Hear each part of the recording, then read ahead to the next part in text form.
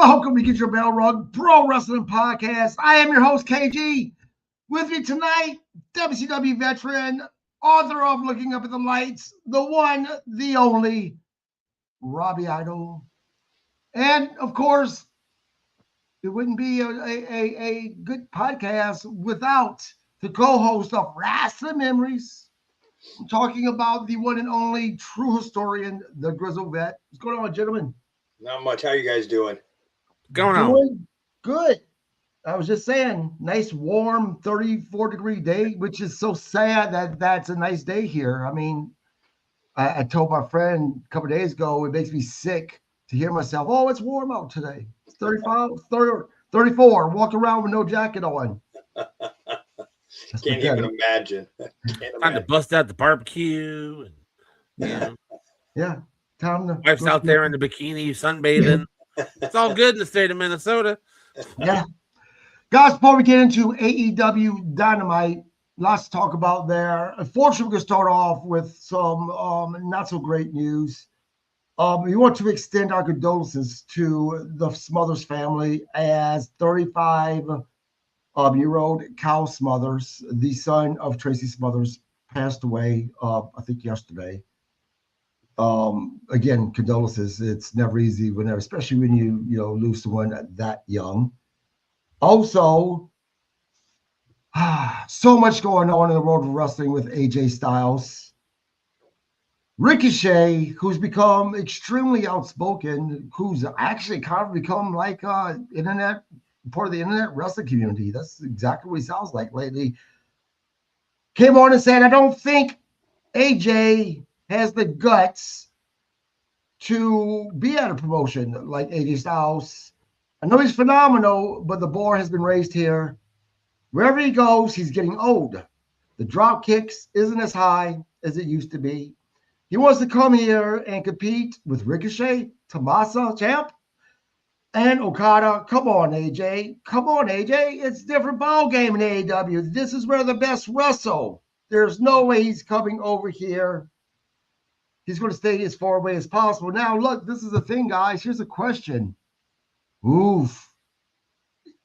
I don't think Ricochet, and I was joking when I say he sounds like he's part of the wrestling community, because Ricochet, he's respectful. I've listened to legit interviews with this guy. He is a respectful young man. He really is, especially towards the business. Man, I was like, there's no way AJ Styles is going to AEW. But, man, is Ricochet just playing with our emotions here? What is he doing? Robbie? I don't know. Maybe is he trying to get him over there, right? Maybe. What about you? Look, AJ, he was dropping those things whenever he wanted. No, was it? No, it was actually who was it that was dropping hints when he wanted Ricochet to come to AEW, and sure shit, Ricochet showed up there. Not Kyle Fletcher. Ospreay. Ospreay was like, I want Ricochet to come here. I'd love to have another match with him, and sure shit, he shows up there. Grizzled, do you think it's the same scenario, or do you think no? This is just Ricochet having fun with the fans, man? I think it's just Ricochet having fun. If AJ goes anywhere other than WWE, I would see TNA kind of going back to where, we can't really say the roots, because if you go back that far, he'd go back to WCW. But, but no, if he goes anywhere, I could see TNA for a brief run, because that's the thing. His contract is up in February, but that's WWE. Right. Maybe he's going to do a little small run, telling people, hey, I want to come and do 3-4 matches. That's it. I don't know. Yeah. This is my thing. Unless AJ Styles gave WWE a load of shit, and he really was intending going to AEW, but didn't want to tell WWE this. One big reason why I don't think he's going to show up at AEW is because of AJ Styles was sent off in a respectful way. A match with Gunther. He was given 30 seconds to play with the fans with the whole gloves, taking them off, leaving them in the ring, not taking them off. If this man was truly going to AEW, I really don't think WWE would have given him all that great of a farewell. But on the flip side, Here's the thing. Maybe they would, because if you guys remember when Moxley was leaving WWE, they actually had one final little, I don't want to call it a PLE, but it was basically, this special episode that was all about the Shield, with them together one last time fighting in the ring together. Although I don't know if it was known back then that Moxley was actually going to another promotion like AEW, because I don't think AEW was actually put together back then. We just knew that Jon Moxley was leaving professional wrestling. Yeah, they were together. AEW was running by then. Was it? He showed up. Because remember, right? He showed up at the end of one of their pay-per-views. He did, but when he didn't re-sign with WWE, I don't think there's an AEW just yet. Not just yet. Because, maybe when contract negotiations were going on, but by the time he had left WWE, no, because he showed up on their, I want to say they're all in pay-per-view or something. So. Yep. So, but here's the question for both of you guys. Am I onto something here? Do you think WWE would have given AJ Styles this proper send-off if he was truly going to AEW? Or do you be like, hell no, he would have got the Bill Goldberg treatment? Start with you, Grizzle. Well, I think he would have deserved to get a good send-off, but would they have? I don't know. I really don't know, because AJ's made it very clear that this is his last year. So even if they knew he was going to AEW, he's only going to be there for a few months, a few matches, so I don't know. Yeah. Robbie, your thoughts on that? Yeah, I kind of agree with that. I mean, hard to say, because you just, you don't know how, Triple H or any of the other like head honchos up in the back act, Right. Yeah. So, I mean, but I know I have seen something, and I don't know if I'm going to screw it up or not, but it's like, is it WWE doesn't mind if some of the guys acknowledge some of the guys in AEW, where AEW has an issue if they do acknowledge one of the promotions doesn't have an issue, like people kind of applauding them or whatever, and the other one does have an issue. Well, I can tell. Look, I don't work for neither, but I can tell you just according from what I've seen, I don't think AEW has an issue, because they've done it plenty of fucking times. Versus WWE, they just don't acknowledge anything in AEW for the most part. Grizzled Memory. Yeah, I was gonna say, if they do, they mock it. I mean, look at the Rumble last week. Right. Whoa, Powerhouse Hobbs. And then they blow the wall up and it says Royce Keys. They didn't have to do that. They chose to. Right. Yep, you're right. Terry Zeller, always watching, which I appreciate you. He says, when you buy Hogan's House in Florida, you'll be warmer. Look, man, my wife and I were getting together, and we're going to be mailing it to the realtor of the Hogan's House. He also says, we're going to this conversation, WWE isn't as bad as it used to be. I think they would give him a farewell. I can see that too. I really could. I don't think Paul Levesque is as much of an asshole as Vince McMahon would have been, in my opinion. Can you be as much as an asshole as Vince? No. I mean, but we could also argue, though, how much power does Paul Levesque have when it comes to things? Is that a TKO thing, too? But then you could argue, yeah, but you know what? What does TKO really know about fucking professional wrestling? They're all about their style, but do they really know a whole lot about professional wrestling?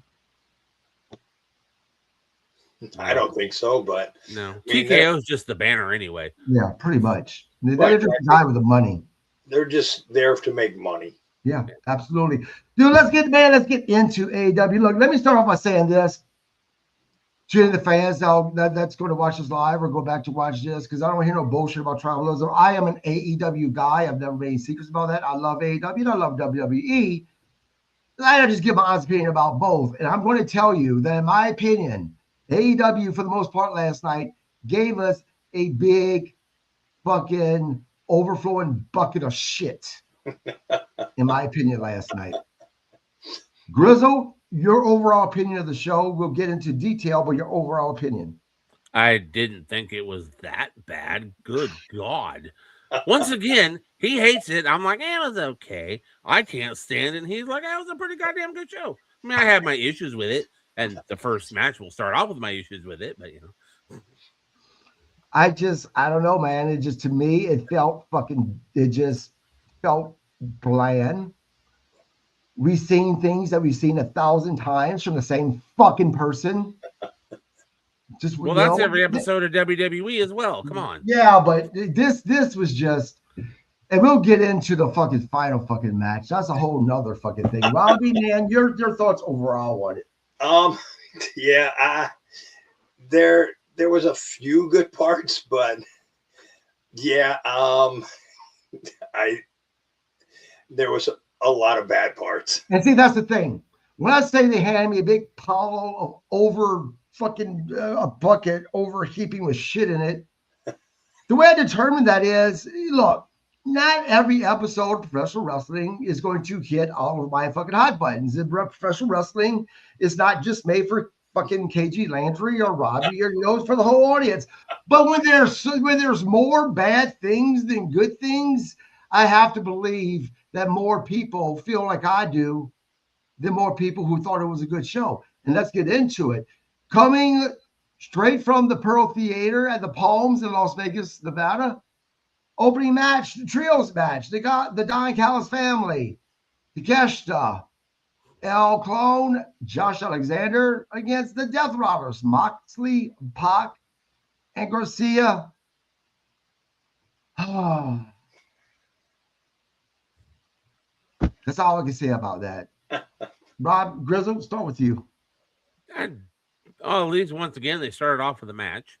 And once again, I love the theater aspect. I love theater aspect because it gives it a little bit different look. So I love the theater aspect of it.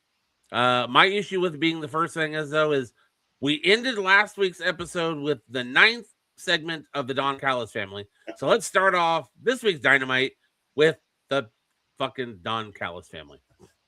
It's too much Don Callis family. But overall, I thought the match was okay. This is why I saw it though.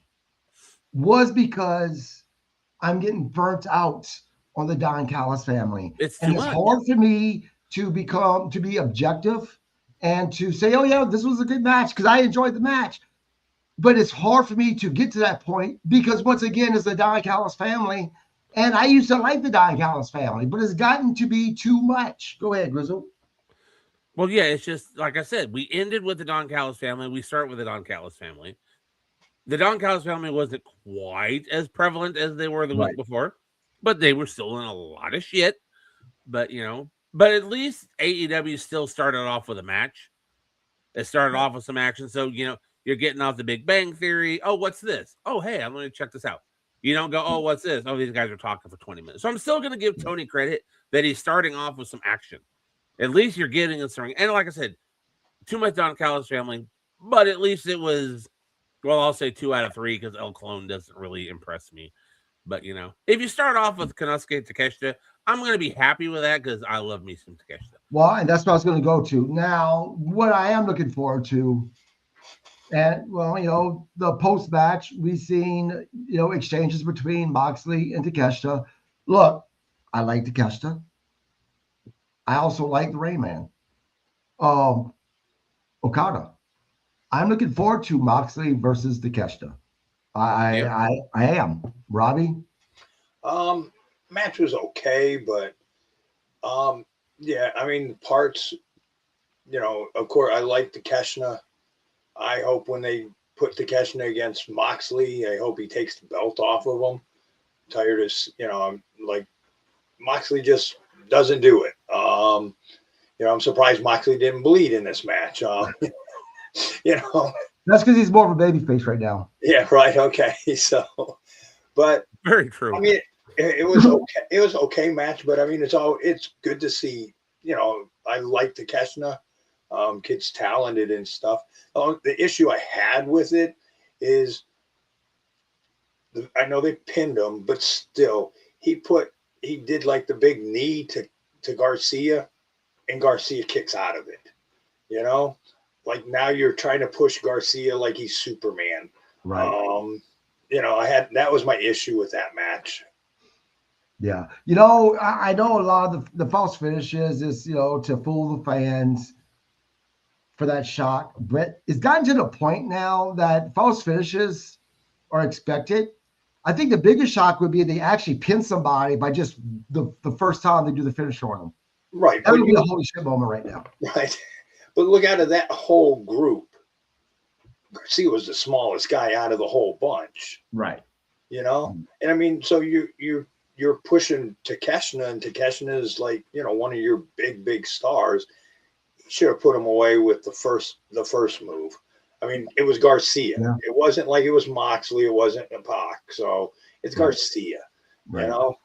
But you know what? To be fair, if we go back to what our big argument, me and you, and I'm talking about with Bob on SmackDown, we were bitching about what happened to the tag team, the former tag team champs, right? Well, Garcia is former champ. So to kind of squaw, first finisher on him, what would that would kind of look bad because this is a guy who's your former champ, Robbie. You got to be fair across the board, man. All right. I'm missing something. What was up with the tag team? The War Raiders or War Raiders got squashed by Obafemi. Oh. On not SmackDown, on Raw. And your guys' opinion of that was? Well, this is the issue. Who the War Raiders piss off? Yeah, the War Raiders are your multiple time tag team champions.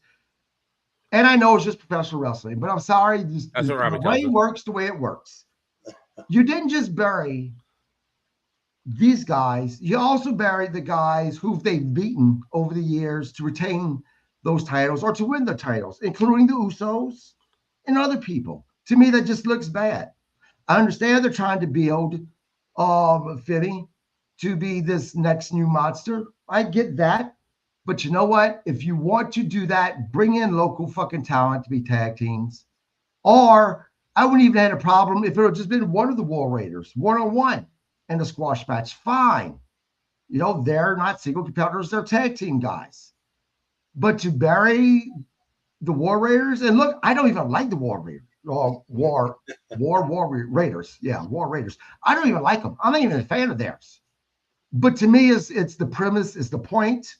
And again, it's the point that for me, you're not just burying them, you're burying every damn good tag team that they've beaten over the years by having a squash match like that. Bob's argument was, who gives a fuck is the War Raiders? I'll give you my opinion. No, go ahead. I thought that was like one of the best ways to debut Obafemi on Monday Night Raw. Absolutely not. I had no issue with it. I don't think it buries anybody. I didn't see a problem with it. And I thought it was waiting. Obafemi went out there. They weren't expecting him. So they didn't know what to do. And literally, but you don't handle the War Raiders like that. Those guys are huge. I think it was a good way to kind of debut him because Obafemi is supposed to be the monster. And we've said this before with Jade Cargill doing her thing and all that, but they have her doing it against like these small girls. I have no problem with it because it makes them look that strong. If it had been a local tag team, it might have been two scrawny guys and wanted to look believable. It made him look more believable as a monster going through the War Raiders. I had no problem with that. I don't know. You don't bury your former tag team champions. I don't think they buried them. Robbie? Because they went with they were out in the ring. They didn't know who their opponents were going to be. Mm-hmm. It was that shock factor. So they weren't prepared. Man, I don't think it buries anything. They look like a pussy. They look like two big pussies. Look, if I'm about to fight someone else shows up, regardless if I win or not, I'm gonna get my licks in. Right? Not being prepared for them doesn't fucking, I may be a better fighter for prepared for somebody. I'm going to get my fucking hits in though. They made these guys look like pussies. Robbie, your thoughts on what Grizzled said? Again, like I said, I wonder who they pissed off in the back. And I think because them being, I know according to Bob, they're not over, but they were over in the back because they were tag team champions a few times. To me, it just looked like they got squashed. Yeah. Well, they did get squashed, and that was the point. Right? But I mean, that was the point. And that's my point. The point was you kind of buried. Right. If he'd have come out there and squashed Fraser and Axiom, Fraxium, it wouldn't have looked the same. It wouldn't have been the same devastation. The fact that he manhandled those two big boys makes Oba Fenley look just huge. Now, until they could screw it up, and then like in 2 weeks he's going to lose the match to Akira Tozawa. Well, I was about to say, you know what? Yeah, you know what's fucked up? He looks strong until they give him the Braun fucking what's your boy Strowman fucking treatment. A guy that was fucking flipping goddamn 18-wheelers, next he's getting beat by fucking little guy. I mean, it's ridiculous. And that's another problem of mine. They're going to push someone like this, and goddamn well he's a big guy. It's a matter of time before they don't know what to do with him because they're pushing him to be this fucking massive fucking unbeatable monster like this. You're setting him up to fail, and it's going to happen. And the same thing that happened to Strowman is going to wind up happening to fucking Oba. I disagree. Time will tell. I think Oba's one of those, rare ones that come out of there. You just kind of go, wow. Strowman was just another of the average big guys. Mark Henry who stopped cars. We've all seen that shit before. Oba's different. We'll see. In my opinion, Oba's different. I've heard that lots of times about big guys. We'll see. Next we go being the big guys, just what he can do. Yeah, again, we'll see. Because to me, besides being big, I haven't seen anything that he's impressed me with. He's not blowing me away on the mic. He's not really blowing me away in the ring either because he pretty much dominates. He's not had the opportunity to, from what I've seen yet, to really show how, if he's really that, if he's really good or not. What they're going to just constantly feed him people and him just constantly go through them. I mean, eventually he's going to have some type of a character with substance. Else the fans are going to turn on him, and then WWE is going to get bored with him. We'll see. Like I said, we'll see.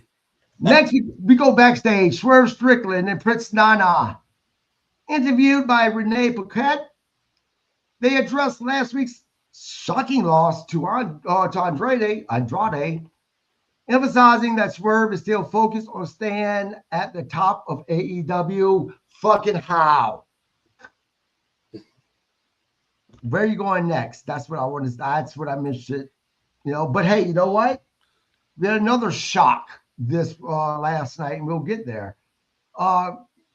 Robbie, this interview, man. I mean, was this an interview that restored your faith in Swerve? That this guy's going to be back on top here next week, or was this like, yeah, whatever? I thought it was a good interview. I mean, because the way he handled it, he walked away and let Nana do it. Right. He gave Renee that look, and so I hopefully it serves its purpose the way they pulled. They did it, and hopefully now, okay, we're gonna push him back on the winning track. Yeah, Grizzle. Yes. Do you foresee them ever taking Nana away from him? And if so, yeah, away from Swerve. And if so, do you think that Swerve still could have the same impact? Because I'm telling you, Nana brings a lot to Swerve Strickland. Swerve's talented, but I think Nana gives him that little extra. And I always think a manager if a manager does his job right, he gives his guy that little extra. Unless you're Don Callis because you have too many guys. Sorry.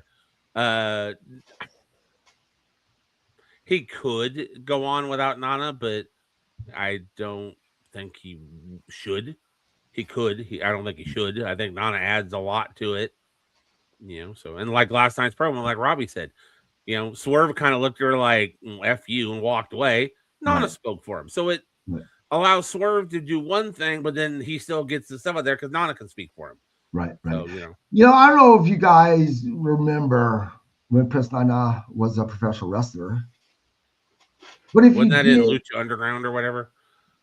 No, he was in WWE for a minute. Okay. Too, I believe. If you would have told me that years later he would become what he is today, I'd like, no way. He was, I don't know if back then they just didn't utilize him. And if he had the skills that he has today to talk the way he does. But boy, if he did, talk about a missed talent, in my opinion, because here he is all these years later, and he's one of the best on the mic right now for AEW, in my opinion. I don't recall him ever being a wrestler. I'll be honest with you. Yep. Well, I remember. No, they have said he wrestled. I just don't remember him. I just don't remember him. Yep. Yeah, only time I've ever seen him is as a manager, speaker, or whatever. Nope. He was a wrestler. I remember. Next, we go to the video package. Will Ospreay, his career highlights, rise to AEW. Then they're talking about the injury caused by the Death Riders. Journey to his neck surgery. Still no timetable, but history in professional wrestling will tell me if they start doing those video packages, he's on his way back. Grizzle? I don't think he's on his way back. I think this is the way they can keep him in the forefront so that when he's ready to come back, they can just slide him right back into the, it's that case of, how can we forget you if you don't go away? Well, you don't want people to forget Will Ospreay. So I think this allows. I don't see him coming back until probably summer. I was about to say. I was about to say summer later this year. 90 days. Within 90 days. I think even that's too soon. I think he's going to be back around the time they said. I think summertime. So maybe 4 or 5 months. But I think the video packages, you're going to keep remembering him. So when he does finally show up, you're going to be like, and they can just insert him right back into wherever they need to put him. Right. I mean, even it is Will Ospreay. If you're gone for 6 months with no TV, you can't just throw him right back into the thick of it and go, okay, here he is, he's back. No. Here's a question for both of you guys then. Before he left for his injury, man, Will Ospreay and Kyle Fletcher were kind of like, dead even for me as far as being, two of the best, if not the best on AEW. Do you think, start with you, Robbie, man, do you think Fletcher's passed Ospreay up? At the moment, yes. I mean, we'll see. Hopefully this injury doesn't, affect Will. I have a feeling it's going to take him a little bit of time when he comes back, but I agree with that. I think you probably won't see him if you see him come back soon, you hope he's not pushing it, to re-injure it. I'm thinking maybe more like 6 months, probably still he'd be out. Okay. The necks are funny. I mean, yeah, I wish them all the best and stuff. I mean, I was having a conversation today with a friend, and neck and backs, they just still have not really perfected. Oh, trust me, I know. I know. Grizzle, same question. Do you think Fletcher's passed Ospreay? And if so, what do you think gives him the edge over Ospreay, with the exception of Ospreay obviously not wrestling right now? Right now, injury free. I believe Fletcher's a little younger than Ospreay, so he's got that. Fletcher is, I think, a step ahead right now. And when Ospreay gets back, I don't think we're going to see him as wild as he was, because, you fuck up your neck once, you're not going to want to fuck that neck up again. Right. So there's going to be he's going to be a little cautious coming back in. And I think that, I hate to say it, but I think that plays in Kyle's favor too, because while Ospreay's going to wrestle smart, Fletcher's going to go out there and now sadly enough, one neck injury or whatever, and Kyle Fletcher's going to be right where Ospreay is now, obviously. So right. Yep. Oh, and then the other key factor on that, Kyle dates Sky Blue, so I can't see those two together. That's a big plus. So I didn't know that, and I can't see. You didn't know that? No. Yeah. No. Next was I hate to say this, guys. You guys may disagree with me. It was terrible. For me, I hated it. Mixed tag match. Timeless Tony Storm and Orange Cassidy versus Jordan Oasis and Brittany Brooks. Now, I've met Brittany Brooks. Such a nice young lady. She really is. But I just didn't like this match whatsoever. I think it's just. I like Orange Cassidy. I like Tony Storm, but this cheesiness, this bullshit they're doing together, it's just I don't like it. And I agree with what Bob said last night. Actually, it's harboring on those lines of mocking professional wrestling. Robbie, You know, I rather see him separate. You know, like put Tony Byers, go back to her old. You know, I'd love to see that. The only thing that was good out of this match was that their opponents, from the indies, that they got exposure. That was the best thing that came out of it. I mean, match was horrible. You know, it was just stupid. You know, it's right. Yeah, like I said, I'm happy for Brittany because she's such a nice, extremely nice person. I had a good half an hour conversation with her. Just talking about everything. I mean, she's such a nice person. Grizzle? I don't think the match was necessary, especially using like some local whatever to get them over, because I think they could have just done the segment after the match, like backstage with Luther and all that, and it would have done the same. We've seen them wrestle before. We know what they can do. We know they do the dance. I don't mind it though. But then again, I'm a little different. I like a little comedy relief. I like a little entertainment sometimes when I watch wrestling. I don't want to be serious all night long. So, but even this is a little goofy. But I did like the segment at the end of the show, the match, the interview afterwards, though. When that's where I was getting to. They discussed their upcoming hair versus hair match. You know what? There's a side of me that's like, okay, this is going to be, Yuta's going to be, Willa Yuta's going to be the guy that's going to get his hair shaved. But you know what? I think Tony Storm would absolutely 100% say, shave me. Let me get shaved. I can see Tony Storm losing and then coming out, but she wears like the scarves over her head, like the old school actresses. Yeah. And she's so, or she comes out in a wig or something or whatever. But here's a question. Here's a question I have. Because maybe I misheard it, but did they say the person who gets pinned is the one who gets their hair shaved? Or is it the team that loses, they both get their hair shaved? I'm embarrassed to admit this. My son had to call me out on this because I thought it was the team.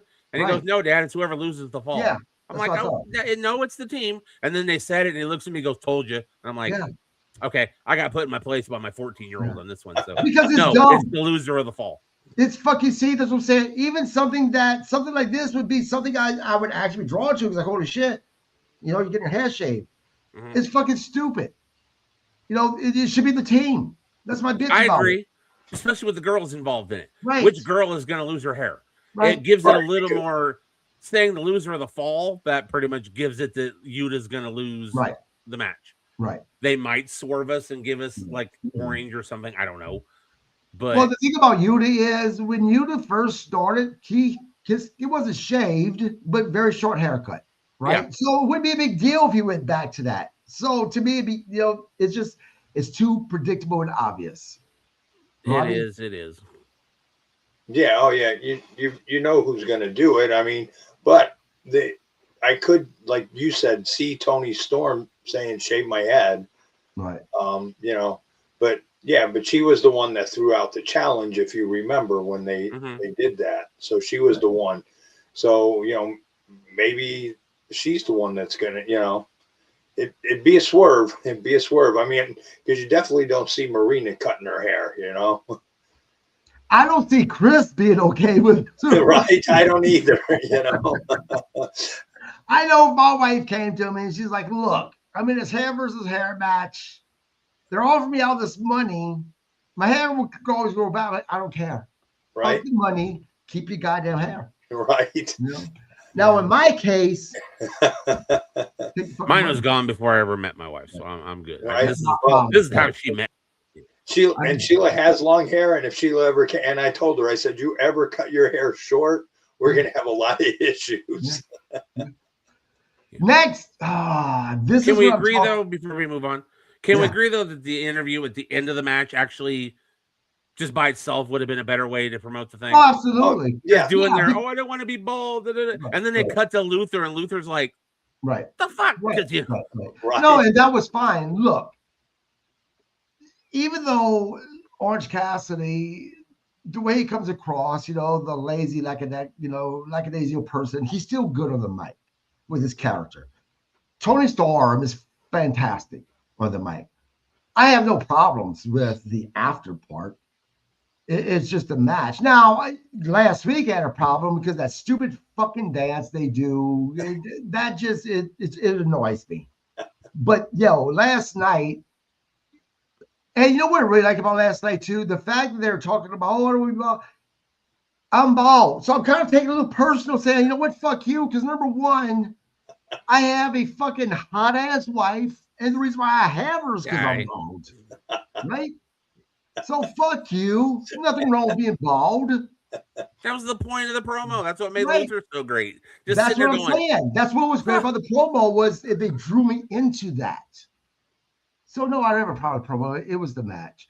But I did have a problem what was coming up next, which was the attack of Darby Allin. I don't have a problem with the attack of Darby Allin, whatever. I'm used to seeing Darby Allin get his ass kicked. The problem that I had was this is, I don't know, the 5th or maybe 10,000th time we've seen him being fucking drugged in a goddamn body bag behind a vehicle. Who cares? It's lost its effect now. I hated it. It's ridiculous to me. Robbie, did this do this for? Did it do it for you?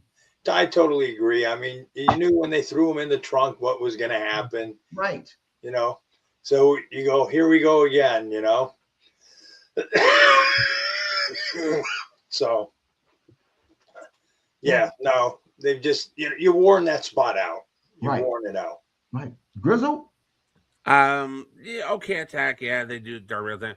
But later on, it's like when he's in the car and they're dragging him out in the desert and everything else, my first thought was, oh shit, are they burying Ric Flair again? Because Tony loves to go back and rehash old WCW shit.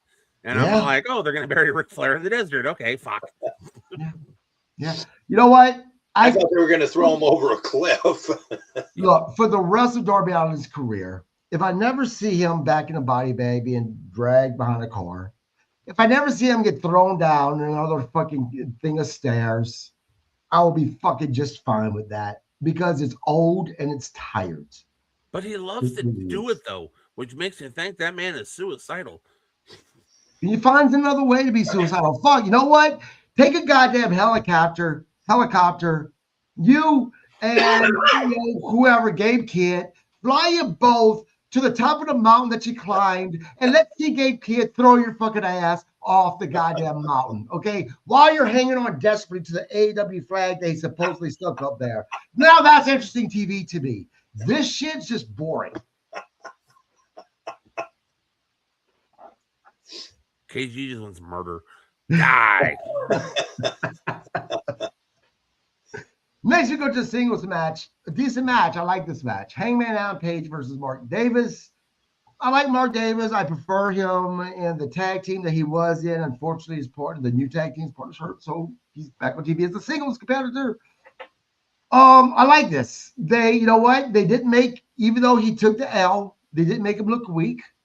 They still kept him looking like this guy that is damn near impossible to beat, which is protecting him for when his partner does come back so they could go back to being this dominant tag team. Didn't mind it. Afterwards, Page vowed to win next week's #1 contender match, declaring his intentions to reclaim the AEW World title. Grizzle, your thoughts on the match? The match was all right. I didn't have an issue with it. Like you said, they protected Mark Davis, still make him look, because that man is just too big to just lose, you know. But so I didn't have an issue with it. Unfortunately, yeah, the injury to Doyle, sucks, because they would definitely be tag team champions sooner than later. But no, match was all right. Hangman, I'm gonna win the title because we all love Hangman in the chase. But still, but match was decent. My concern is, what's his partner's name again? Doyle.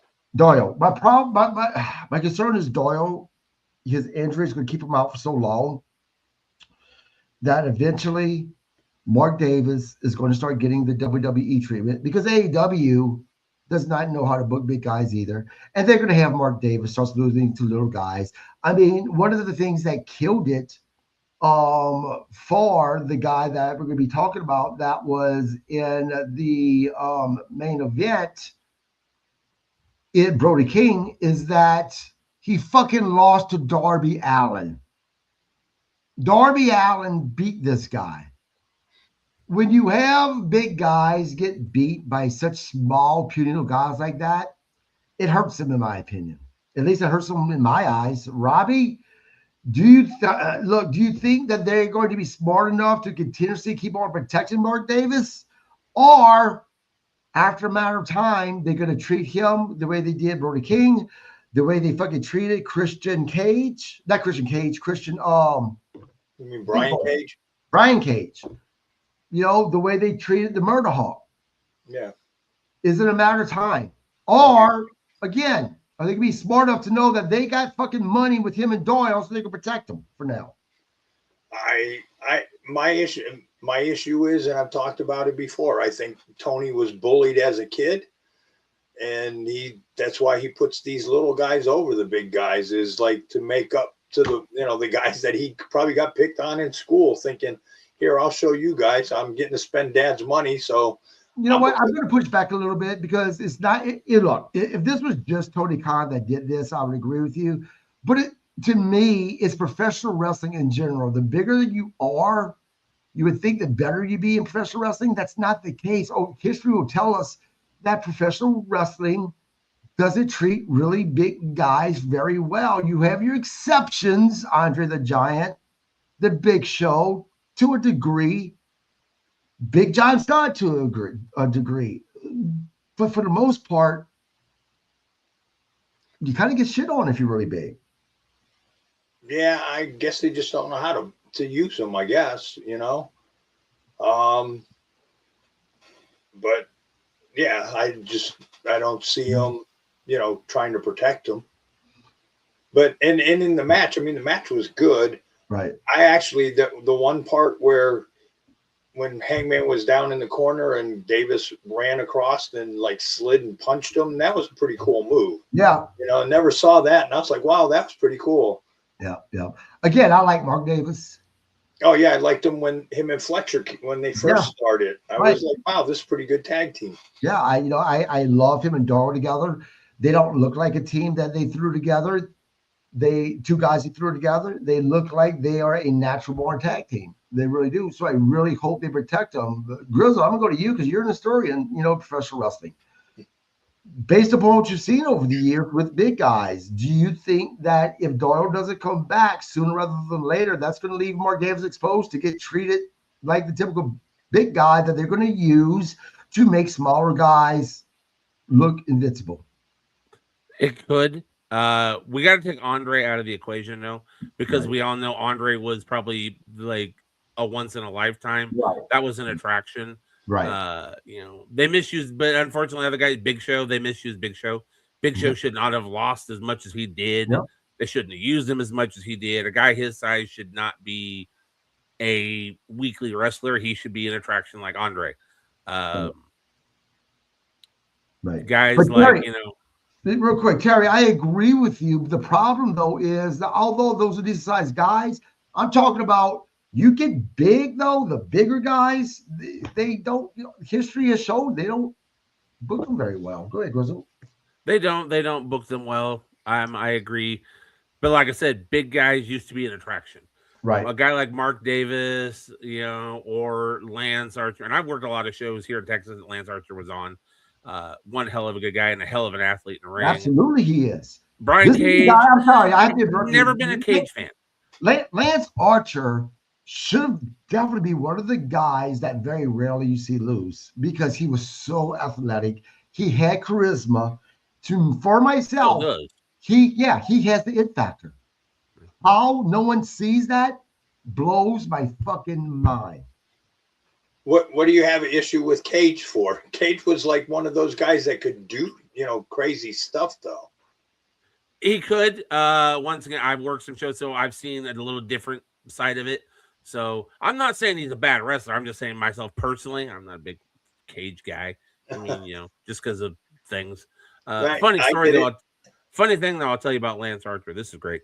There was a show we did here. It was WrestleMania weekend in 2016, and we did a Parade of Champions show here in Fort Worth. I came out here to work that show before I actually moved out here.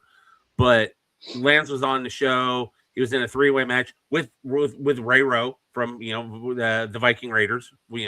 Eric and Rodney Mack. They were in a 3-way match. Match did not go the way it was supposed to. There was an error, and things had to be changed on the fly.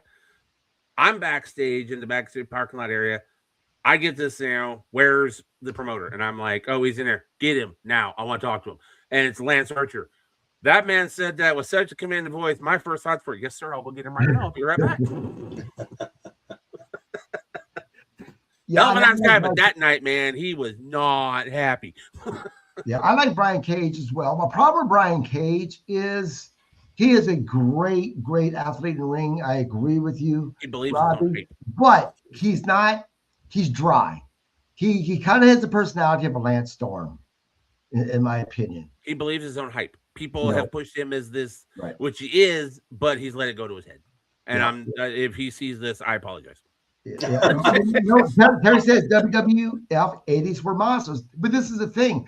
Your Hogan's, guys like that. Those aren't guys that I put in the category of monsters. They're big, but they're not monsters. They're not the guys that I'm talking about. That you're John Studd, you're King Kong Bundy, you're those guys. Right. One Man Gang later on to be the African Dream. Right. Bam Bam Bigelow. Yeah. Bam Bam is such a sad. They could have done so much with that guy. That motherfucker could do cartwheels and shit. Yeah. They blew it so bad with Bam Bam. He's always those what if they had, wrestling. Yeah. Next, we go to a video package with Kevin Knight, spotlighting on the Jet. Kevin Knight. I'm going to be honest with you.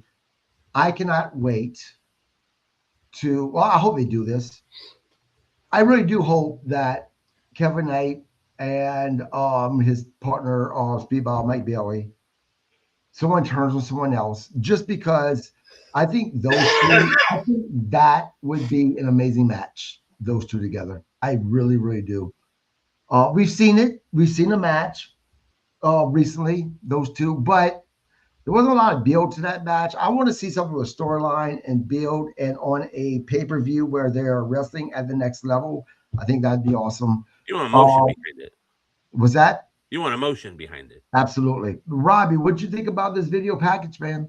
Oh, I liked it. I like the kid, so. Yeah, I do too. Grizzle? It was a good package. I got no problem with Kevin. And like you said, him and Mike Bailey with a story behind it and some emotion behind it, not just hey, let's go wrestle, which is fine. Right. I mean, that's a great match too, but if there's some emotion behind it where, there might be a cheap shot or something, something in there to kind of like fire it up a little bit, it'll probably be an amazing match. Well, I mean, look, these guys, as talented as they are, they have two gears. They're talking about most professional wrestlers. They have the gear of your regular weekly match, right? On your Dynamites or your Monday Night Raws. And then they have the gears of your PLEs or your pay-per-views. I want to see Mike Bailey and Kevin Knight in that gear at a pay-per-view wrestling. They're going to give us holy shit moments. How many times we've seen Will Ospreay and Fletcher matches? They were good. But goddamn, that cage match they had on the pay-per-view when they were at that next level, my God, to this day, it's one of the best matches I've seen. I want to see them at that level because I know that they can deliver at that level. Next we go to let's see where I lost my spot. Kevin Knight. Okay, yep. Next we go to a match that was the shock of the night for me. Andrade El Idolo. Idolo. Yeah. Andrade El Idolo. Versus Kenny Omega. Look,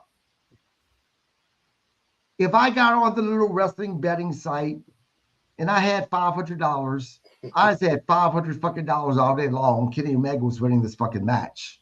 Bravo for AEW for once again swerving me. I think a lot of other people, because no one's seen Andrade beating Swerve.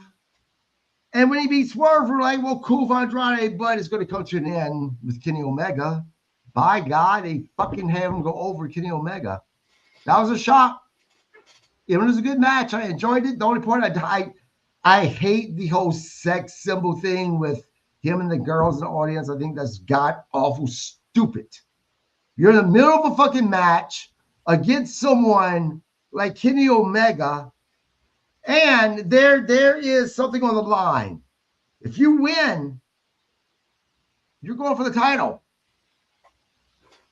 And yet you're going to stop to flirt with some dumb bitch. I'm sorry, some woman in the audience. Give me a fucking break. It's dumb.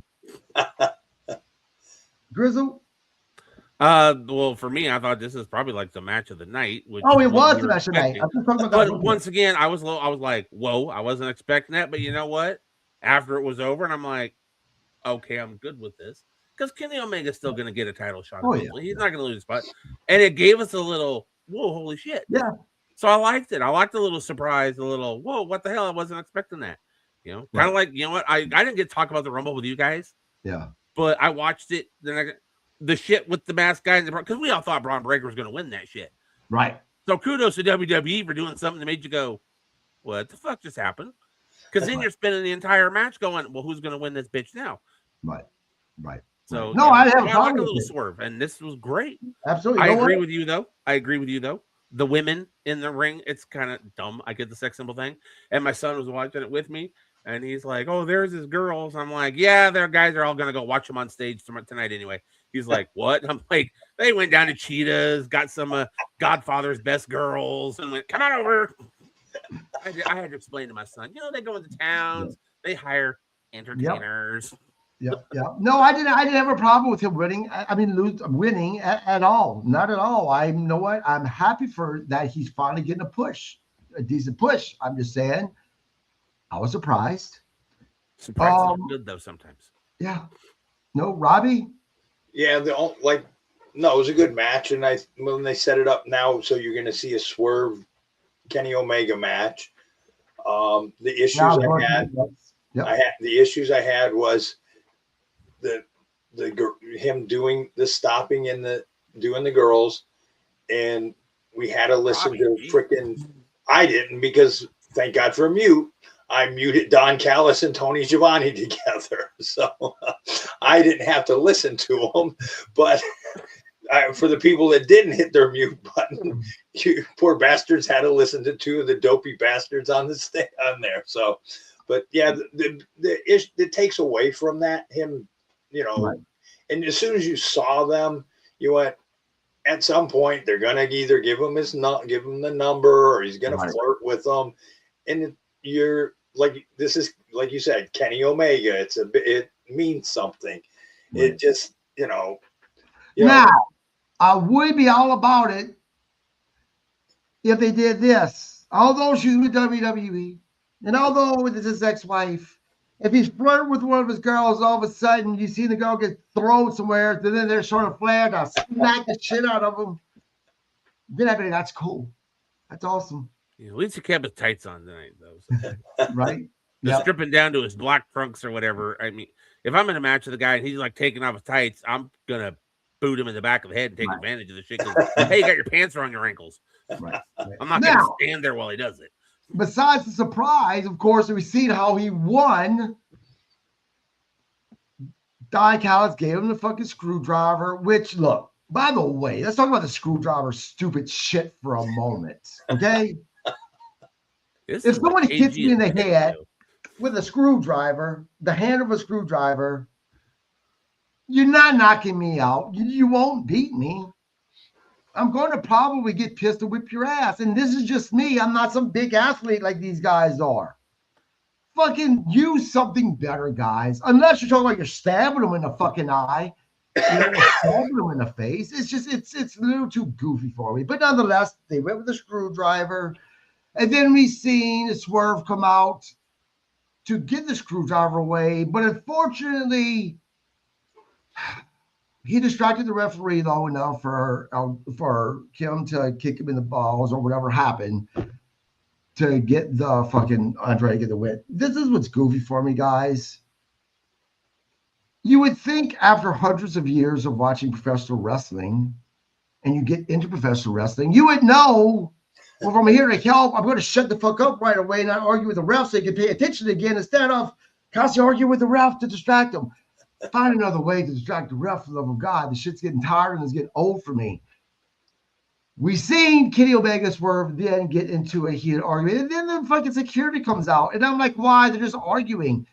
Then all of a sudden, because of security out, is when they decided they're going to try to get physical by fighting with the security, but they never actually touch. So it wasn't the words that pissed them off that was like, now we're going to fight. Nope, it was security breaking them up that made them get to the point that they're going to fight. I don't like I like the fact that we're going to see Omega and Swerve. I thought it was dumb the way they did it, in my opinion. Grizzle? Match was good. The ending wasn't. Now the screwdriver thing, man, some of the screwdrivers got some pretty solid goddamn handles. You get hit right in the spot of the head, it might knock you out. What are you drinking up there, Robbie? I'm drinking Crystal Light. Oh, okay. I'm like, what is he drinking? Yeah, you know what? I thought it was, I asked him the other night, I'm like, you fucking drinking beer? I don't care if you're drinking. I'm just, curious. He was chilling. That was my thing. I'm thinking, okay, he's up there drinking a beer. No wonder he's in a good mood to listen to our dumb asses for an hour and a half. Crystal Light, now I just think he's nuts. But anyways. No, I mean, like I said, screwdriver right to the temple. It could knock you loopy for some. Oh, now we're talking to the temple. Now we're just trying to kill the motherfucker. Knock him out. You don't have to. They got some solid handles. Sort of believable. I don't know why the screwdriver became like the thing though. It's like they did that one man. Now Don Callis always has a screwdriver on him. Constant. It's like the new chair or chain. Jimmy Hart had the megaphone. Don Callis has a screwdriver. I mean, look, even Carly Daniels' fucking telephone made more sense than a screwdriver. But, no, I mean, we're going to get Kenny versus Swerve, which is going to be a great match. It'll get him back into the title contendership. So whatever, but the afterbirth, as Jim Cornette calls it, was kind of like, right. It didn't do much for me. Robbie? Yeah, I mean, if you're going to, who carries a screwdriver around with them, right? Don Callis. I know, right? Every fucking week. Right? I mean, wouldn't it be easier like with brass knucks or something? I mean, something. Yeah, the way they set it up just wasn't good, But this kind of led to, to the next segment. So yeah, I mean, whatever happened to the good old fucking roll of quarters in your fucking hand and knock the motherfucker out? Right. I was gonna say, or the roll of coins or whatever. Right. Now I hope I had the right segment. You said that's the next segment. Now we go backstage to Chris Statlander and Tekla. No, I guess I forgot that one. So but okay. That would have been an interesting segue. Yeah, right. So I forgot about that one, but what segment are you talking about? Because after this segment with Chris Statlander was the main event, right? No. We still have to have the eliminator match with that's right. Okay. Yeah, Ricochet. Ricochet and Jungle Jack. Yep. Okay. So backstage we have Chris Statlander versus and Tekla. Statlander told Tekla that she'd have to wait until Collision. Stipulations for the women's title rematch will be revealed Saturday. I don't give a rat's ass. I'm just being honest. If you guys want to talk about it, we can, or I can move on. Yeah, I'll watch Collision on Saturday. Yeah. I mean, well, hopefully then what they're going to do, it's either going to be like they'll stick them in a cage. That would be interesting. Yeah. Next, we have I was so mad at myself for this match because we had the women's tag team eliminator match. For some reason, eliminator slipped my mind last night. So by the way, I hate Mega Bad. Just sounds. I don't get that name. Goofy to me. But Megan Bain, Mega Bad, and Penelope Ford versus Babes of Wrath. I'm going to tell you that when they beat Babes of Wrath, you thought they won the belt. Fucking popped. I'm like, yes, because I do not like Babes of Wrath at all. Now, I like Willa Nightingale by herself as a singles competitor, and I like Harley Cameron together. No. And I'm like, yes. And then they're like, Eliminator. I'm like, fuck. Because I really probably would have paid attention if it would have been known that Eliminator, because it was just an okay match. Robbie? Yeah, I mean,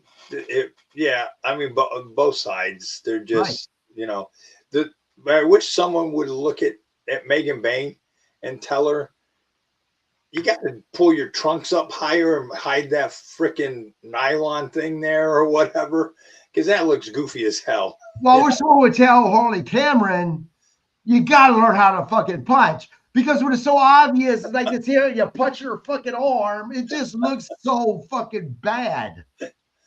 God damn, Rob Grizzle. It match was okay. That cracks me up though when you're like, oh, I forgot it was the eliminator match. I'm like, you fucking thought they won the belts. Oh, I did too. I was like, I don't know. That would have been it would have been a better decision. Like I said, I don't get mega bad. I gotta say though, we didn't talk about the beginning of the show, the way they opened, doing the collision thing where everybody talks about what they're gonna do. I love the Babes of Wrath. They let Willow do the talking, whatever, and then Harley just kind of goes. Somebody listened to our show and went, you know what? Those fuckers said don't do it. Don't give her a fucking microphone this time. Just let her go. Yeah. Because that's all she did. Willow did all the talking and Harley just back there smiling. Like, yeah. This is the thing. One, I'm going to start muting my TV when I see the promos. Secondly, when they start doing the whole Babes of Wrath, it drives me nuts. And then just watching their entry, fucking Harley Cameron constantly looks like she's lost. Like, okay, wait, okay, I kick here for an entry, and then I do this here, and I do this here. She looks so fucking lost out of place. She really does. I don't want them together no more at all. Next, we go to the new TNT champion, Tommaso Ciampa. Of course, AEW doing the AEW thing when a WWE talent comes on and we automatically give them the title. I don't get that. I think it'd be more interested if you made them a chase for the title before giving it to them. Whatever. Great match, though. Yeah, it was great match. At least we got a good match. Right. And he is, again, holding the TNT title and calling her Sylvie. So are we getting just this crazy unhinged Ciampa? Is that what he's supposed to like? Psycho Killer. Yeah. It's the Psycho Killer gimmick. He couldn't do it in WWE. It wouldn't be done right. Yeah. Psycho Killer is supposed to be a little bit off edge, and it's Sylvia, the belt, whatever. Yeah. And so I like it. I like it. It's Indie Ciampa, which was a meaner kind of little off his rocker Ciampa. So I like it. I like the match on Collision. No, there's gonna be a rematch. Right. So he announces the Open Challenge continues this Saturday. Look, I want to see. I talked about how I wanted to see Kevin Knight and Speedball Mike Bailey in a match with emotions at a pay-per-view that would be them at the next level. I want to see this match between Briscoe and Ciampa for the title with more of emotion, because there's now they built more of a story at a pay-per-view. I don't know if we're going to get that or not. It seems like they're going to skip right over it, at least as of now. Maybe Saturday something's going to happen that's going to officially kick off a storyline. I don't know, Robbie. Yeah, hard to say. But when I heard, I'm going to do the Open Challenge, I went, really? We're going to, take this and we're just going to keep, it was like Tony couldn't figure out what to do, so we're going to take this from WWE and say here what we're going to do. Yeah, it's like, are we skipping over? I don't know. I wouldn't say that, because when TNT title first started, Cody Rhodes was doing the Open Challenge. Open Challenge for the TNT belt's kind of been in place since the beginning, because that's why they were bringing in guys like Warhorse. That's how Eddie Kingston got his shot. They were using the Open Challenge and bringing in like those top name indie guys everybody knew and giving them a shot and seeing what they could do. That's where Eddie Kingston came in. That's where Warhorse got his shot. So they've been doing the Open Challenge of the TNT belt since Cody first had it back when. So yeah. Next, we go to the AEW National Championship. Ricochet versus Jungle Boy, Jack Perry. Look, guys, I'll admit I went to the bathroom during this match. I ain't gonna lie. I don't mind Ricochet. There's a lot of haters. I like Ricochet at AEW. I do. But it's one of those things that I just don't think Ricochet and Jungle Jack Perry are good dance partners together. At least last night they weren't, in my opinion. Robbie? Match wasn't bad. My issue with Jungle Boy is what did he do when he got hurt? I mean, he's another small guy. I mean, I get it. Maybe you can't put on, I'm not saying you're going to be looking like, the Road Warriors or something, but you could have came in a lot better shape at least, Yeah. Look, the worst part of the match was when Perry had Ricochet in his finisher, the snare trap. Ricochet wasn't selling that for fucking shit at all. He was not selling that. And I'm like, what the fuck? Because you remember, when Jack Perry first started doing this move, my God, it was supposed to be this massive, painful move that everyone was tapping out. And Ricochet was basically, let me get to the ropes. He just wasn't selling it. Grizzle? Yeah, like I said, I wasn't in the bathroom the entire night. I came out. It was okay. I prefer Jack Perry with Luchasaurus as a tag team. His singles, I just don't. Right. I just haven't gotten into him as a singles competitor. Grizzle, I'm about to contradict myself. I always bitch. I don't like cheesy with wrestling, right? The only time I ever made an exception for it was actually Jack Perry with Luchasaurus, because the only way I can buy Jack Perry being anything in professional wrestling as a champion was as a tag team champion because of fucking Luchasaurus. A boy and his dinosaur. Yeah. Well, and the little guy. And the little guy. So what happened to the little guy? Marco Stunt is now a car dealer. As a car. He's retired. Really? He retired because of too many neck injuries. Oh, really? Okay. But he retired. Now he's because I would say he didn't retire because there wasn't a demand for him. Yeah, he was that go with AEW, but he was still could have been hot on the indie scene and still made money if he wanted to. He had some injuries though, and he just he's young enough. But no, now he's there was an article on him. He's working at a car dealership. Yeah. He still does like indie appearances, like to come out to the ring or meet and greets and things. But he's a car salesman. Okay. But also during that match, I'm pretty sure it was that match, like when they both were like outside and like landing and stuff, and they kind of went towards the announcer's table and stuff. Yeah. Did you see? I was hoping Ricochet would just punch him in his face. Do you see that smug bastard Tony Schiavone just sat there with his hand on him like he was bored out of his mind? And I'm like, if you don't want to be there, why the hell are you there? I saw that they showed him a few times and he looked like that. And I was like, Ricochet, just go punch this smug bastard in his face.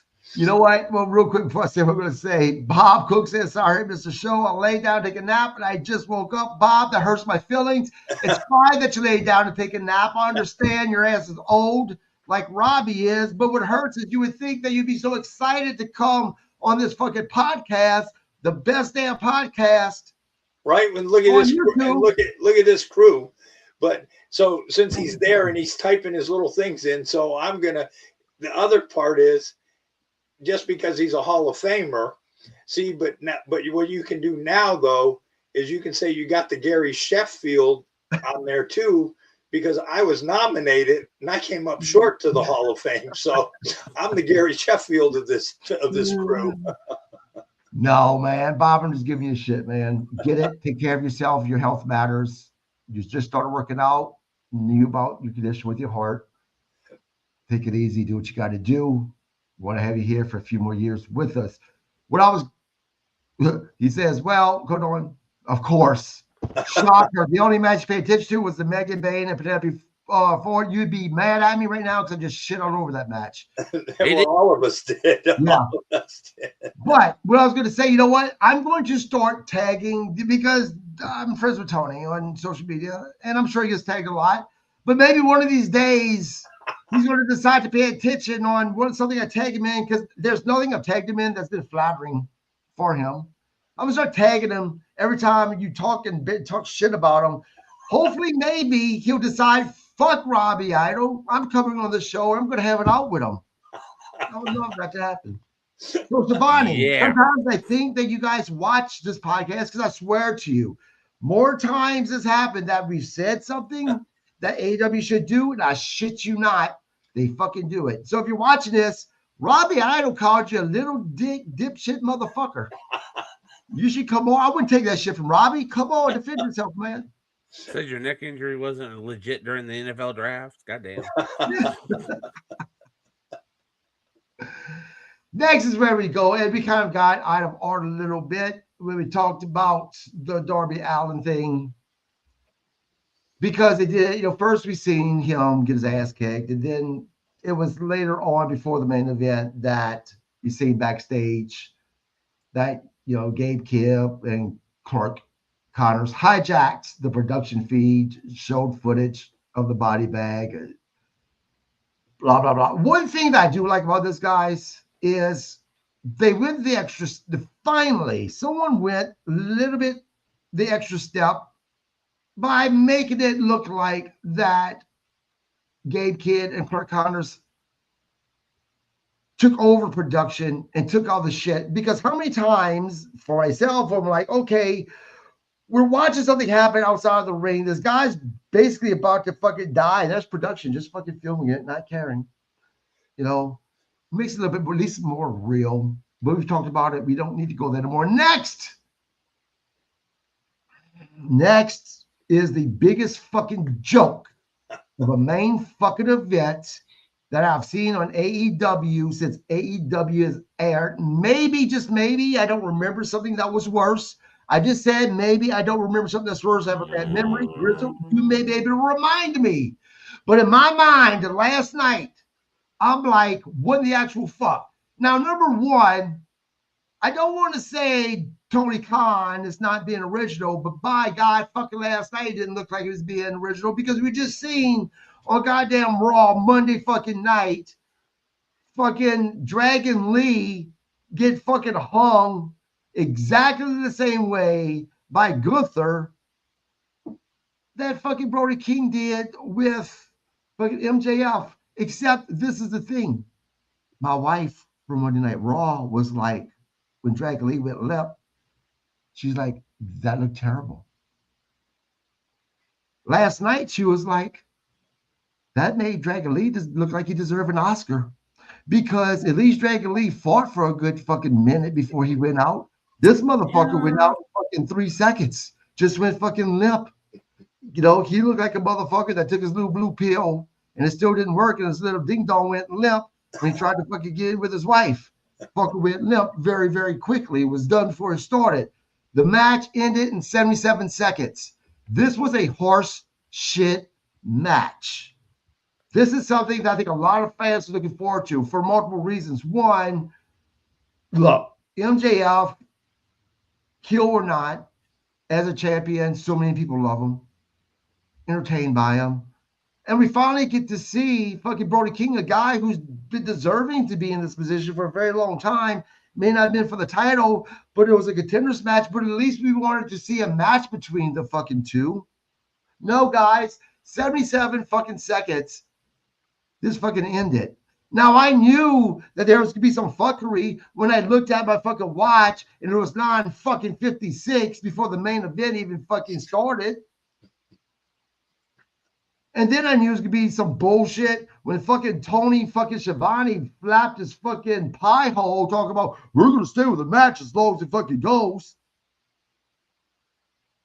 Again, 77 fucking seconds. Am I the only one amongst the three of us that was not just disappointed, but kind of fucking pissed off? It really pissed me off. It really did, because I was looking forward to this shit. Robbie, start with you. Okay, no, because I was like, this is one of the fucked up bullshit way to end it, the way they did it. Yes, like you put him in, in the choke out thing, and like you said, he was out. Like as soon as he put him in it, he was out. But I mean, that was how you're gonna treat that whole thing. You know, I mean, I'd have rather seen somebody interfere in it or something. If you were, you know, you wonder, because I did the same thing. I'm looking and I'm like, wow, you know, this is ending at 10. There's not many minutes left in here. And then this, you know, I just thought it was a bullshit ending the way they did it. And then you brought out Andrade and you brought out. Yep, we'll get to that. Don't get ahead of yourself. So, but yeah, the way they, because you at least wanted to see something. But Robbie, look, this is another issue I have. And before I get that, Bob says, but I'm looking forward to Brody King and MJF at the big pay-per-view to be over. And I disagree with you, Bob, because again, I think that these two could have a terrific match together. But this is what's going to fucking make it so terrible for me. And for me to say, give me a fucking break. You just beat your world fucking champion in 77 fucking seconds. But yet, the next time they meet for the fucking title, right? MJF's gonna look like fucking Superman. He's gonna kick out of every goddamn fucking thing that fucking Brody King is going to put on him. I guarantee you that Brody King's going to put his finisher and MJF's going to kick out of that. Guarantee you that's going to fucking happen. And this is what I call lazy fucking booking. This is lazy by creative. And as a fucking wrestling fan, it pisses me off because it's a slap in the face of professional wrestling. And it's also a slap in the face of fucking fans out there who really want to see good fucking professional wrestling by two talents that we think can actually have one hell of a main event. Robbie, I interrupted you. I apologize. That's okay. No. So now I'm going to ask a question to both of you guys. And this was the other part, but I agree with you on that. Now, the next time we see him, MJF is going to kick out of everything. But do you think that, and this is my personal opinion, I don't think Brody can carry that company. You put the belt on him, I don't think he could carry it. I disagree with you. Okay, and that's what I was asking. Let me tell you why. And I don't want to get, guys, look, I don't want to get deep in this conversation. Okay.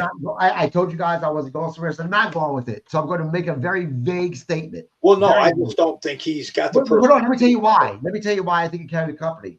Right now, talk about today, right now. And again, guys, as I get deep into in the weeds with this shit, okay, I'm going to say in today's environment right now, what's happening in today's environment right now, I think he could carry the company just because of that, right? Okay. Normal times, I would agree with you. But in today's environment, I think he could. Go ahead, Robbie. Okay, well, no, I wasn't even going that route. I was just saying personality-wise, the way stuff like that, I just don't think he could have carried it. Yeah, I get it. But the fans are the ones that determine, right, if you're carrying the company. So if you go according to the environment around you, right, and you give that fan that guy that they most so badly want because of all the things, right, that he's going to be very successful. But if they do that, they better goddamn know when to pull the plug on it as well, because eventually I think the fans will eventually turn on him at a certain point. Grizzle, everything we just talked about. Okay. Let me think. One, you are one overreacting motherfucker tonight. Goddamn. We'll just go with that one. Did I have a problem with the match? I would love to see MJF and Brody King. Did I have a problem with this match? The only problem I had with it, after I watched it, I went, what the fuck? And then I went back. The only thing I had an issue with is what we're talking about. Okay, Hangman Adam Page comes out, distracts MJF. Okay, no problem with that. Because we all know, and I don't care what anybody says, Andrade is not going to beat Hangman next week. Hangman's going to get the shot against MJF. This is setting that up. I think this is my opinion. I think Andrade is going to come to a spot because Andrade is a heel. We're going to have a heel Andrade versus MJF. It won't work. I'm thinking this. Let me tell you what. Let me stop you. Let me stop you quick. Okay. I would normally agree with you. The only reason why I think that it would work is because look, Andrade, even though he's with the Don Callis family, more times than not, no, every time if you're with the social Don Callis family, you're getting booed because this dude is not liked by the fans. except for Andrade. He's actually getting a pop, right? Whenever he was going against Swerve Strickland, the fans was cheering him more than they were Swerve Strickland, right? So as far as heel versus heel, you're right in a sense, but the fans think would cheer Andrade. And if not, we know the fans don't have a problem popping and cheering for a heel fucking MJF. So we're talking about two guys who aren't your traditional heels that just going to get booed. Yeah, I think the fans are going to be split. We would have half, let's go MJF, half, let's go Andrade. I think it'd be more like two baby faces. Anyways, Hangman coming out to distract MJF, don't have a problem with. That's going to set up a match for, what is it, Australia? Yeah. Or no, Revolution. Whenever they get the title shot. Yeah. So I think that's set up. The sleeper. Okay. He slaps on the sleeper. I have no problem with that either. But like you guys said, fight. You try to pull the hands off something. No, he slapped on that sleeper, and then MJF just kind of went, Bip. Yep. And then when he dropped him, he sits down on the apron and then falls to the floor. I'm like, okay. That was the only issue I had. Throw him back in the ring, do the cannonball, do the big move, boom. At first, I was like, well, what the fuck? I wanted a competitive match. But then I got thinking about it. Now we can have a competitive match. Because now Brody King went, okay, look what I did. MJF's going to come back and go, okay, that's not going to fucking happen again. Then we actually have a match. If they'd have had a 15, 20-minute match last night and Brody King won, what were we going to get when Brody King had a title match? They do that all the time, though. And this is my thing. I want to wait before you go any further. I want to trust what you said. Okay. I know the way AEW fucking books matches. I guarantee you that at this match between the two, we're going to see MJF back in a fucking sleeper, hanging over those fucking ropes, except this time he's not going to go out. And you know how I know this? Is because if you remember CM Punk, MJF did this to CM Punk, right? During one of their promos. CM Punk went out. During the match, guess what MJF did? The exact same thing to CM Punk, except this time CM Punk dug deep and he didn't go out and went on to beating MJF. Okay. They're going to do this. I see where you're going, and I and agree that's with you. what I find ridiculous, man. Yes, if they wanted to have a quick squash match like this, but to make, by the way, it's called the Gonzo Bomb, to make fucking Brody King look strong, you know what? They have pushed, and I know he's in another storyline right now, but let's go back to Jungle Jack Perry. They pushed him where he was going for the title. You know what? Have him in a situation and have Brody King beat him in 77 seconds. That I can fucking believe. Beating your world champion, again, I know to some fans, including you, that doesn't matter because it's just professional wrestling. It matters to me. It does. Because your world champ is supposed to be your guy, the creme of the creme. You have never seen a Ric Flair be beaten 77 seconds. You have never seen, some of your greatest champions be beat in 77 seconds. It's not happening. Well, actually, no, that's not true. That is not true. It was a bad storyline. It was a very bad storyline. Robbie might have been there at this point in time. When El Gigante was doing his thing, I want the belt. He choked out Ric Flair and put him out in like seconds. And then he got a title shot because he manhandled Ric Flair. Nobody ever manhandled Ric Flair. Was it an actual match? Was it a match? It was on WCW. It was on Saturday night. But it wasn't a match. Ric Flair got dominated by this guy. And so they've done this shit before. They've done this before. But Mike, but it was in a promo. It wasn't an actual match. There's a difference. Then two guys in a promo and your guy gets dominated versus in a match. So real quick, before you go on, what do you expect from a show that left a mutant left for dead? Like I said, they buried Ric Flair in the desert. He also said, Carl Gotch put me in the sleeper for real 45 years ago, and I went out like a light. If you know what you're doing, it can really, really affect him. I'm not arguing that. But we're talking about professional wrestling. And we're talking about your champion, and they shouldn't do that to your champion. Robbie Idol beat Ric Flair in 82 seconds in Roberts Arena in 1987. Is he fucking with us? Is that true? Yeah, he's fucking with you. Yeah. Robbie's like, damn it. Anyways, what I was saying. Okay, we're going to compare this to the other eliminator match we had. You had the Babes of Wrath versus Mega Bad. You had a competitive match. Mega Bad won, so now they get a title shot. So what are we going to get in the title shot? Another competitive match that looks exactly like their eliminator match. Let me address that. Let me address that real quick before you go too far into it. This is why I'm going to disagree with you. Okay. Again, I just said this earlier. We're going to fight tonight. Professional wrestlers have two gears. They have the gear of your regular weekly shows and then the gear of pay-per-views, right? So, yes, they had a competitive match Wednesday night, but I guarantee, because of who the opponent, the team is, I'm not going to guarantee, but normally you would see them at another level, making it even better than what it was.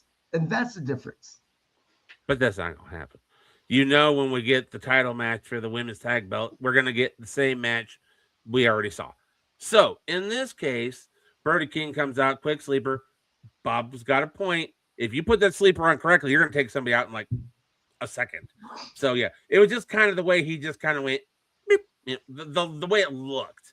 I'll go with putting him to sleep fast, but the way it looked was a little odd, comical. If we were going what really happens in reality when you do things outside of professional wrestling, you hit a motherfucker in the temple with a screwdriver, as you suggested, you're going to kill the center. You're going to kill him, yeah. And Yokozuna dropping 600 pounds on you is going to crush your sternum.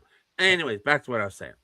Brody King gets him, throws him in the ring, does Gonzo Bomb, does the pile driver, which is a fucking sick looking thing. I can see how he hasn't broken somebody's neck. Yeah, but how he hasn't broken somebody's neck with that fucker, I don't know. Because that is a crazy looking. Because their neck, they really have their chin tucked for that move. Yeah, it looks crazy. But so Brody King gets it. Now we know there's going to be a rematch, but we're not going to get the squash. This time, Brody King's going to go in. Okay, I did it once. I can do it again. But MJF's going to be like, no, I'm going to be one step ahead of you. And we're actually going to get a match. So I'm looking forward to seeing that, to see what they do. Not just the two of them wrestling, but booking-wise, how they book the match and how the match looks. I know I'm not going to get the same fucking thing I got in the Eliminator match like Tony does with all the Eliminator matches. So in this case, I'm going to give the squash a thumbs up because now going into the match, I want to see what they do next. It gets my attention. I want to see what they do next. I think it's terrible. The average wrestling fan, not the guys like us who pick this shit apart with a fine-tooth comb because we've been watching it since, Robbie was in diapers. The average wrestling fan is going to be, okay, I want to see what happens next. I want to watch that match. And that's going to put butts in the seats and TVs on the match to see what's going to happen. And in the end, that's what they want. It sells tickets. It makes money. As far as eliminator matches go, I preferred the way they did this eliminator match over any of the other ones they've done in the past. Well, Robbie, I want you to respond to that. But before we do that, I want you to respond to something, Michael. But before you do that, Bob says, I think I meant Scott Howell put Robbie Idol out in Sarasota in 8 seconds. He's wrong on the time. He's wrong on the time. It was like about 15 minutes. And then he says, never try to include logic with the most illogical business in the world, that is pro wrestling. I disagree with that. And I tell you why. Again, you're asking me to suspend my disbelief, right? Which I could do that, but it still has to fucking make sense. Bob says, Brody King is absolute black if he let himself go. Grizzle, though, I want you to respond to what Robbie was saying, how he doesn't think Brody King could carry the company. And I said on a normally I would agree, but without getting into, what I'm saying, because of today's atmosphere right now, because of what Brody King is, I think right now he can be very successful as a champion as long as they know when to take it off of him. I'm going to agree with Robbie. I don't think he can carry it. Really? You take away the tats, you take away the tattoos and his two moves, the Gonzo Bomb and that fucking break your neck like a twig pile driver. Brody King is just the average big guy. We know he can't talk on a mic. Give him a manager, maybe I might believe he could hold that belt. Let him talk, and I'd want him to lose the match, the title in the first defense. No, I don't think he's at the level to carry the company. That's MJF. That's a Right. Hangman. That's a Swerve. That's a Kenny. That's not a Brody King.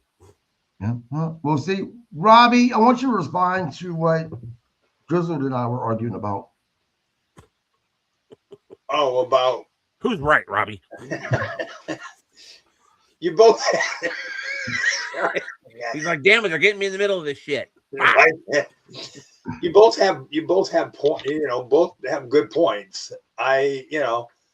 You both make you both have good points on it. I see your point, Vet. I see your point, KG. What a sellout fucking answer! I swear. Hey, unfortunately, they both made sense. I mean, I can't argue with logic. So he made it logical from his point. You made it logical from your point.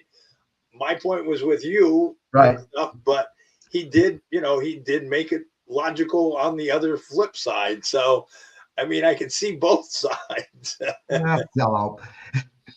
Bob says if you mean being on the rink crew and carrying the ring is setting up, he could carry the company in that regard. Oh Lord, I love Bob's opinions on this shit. It's great.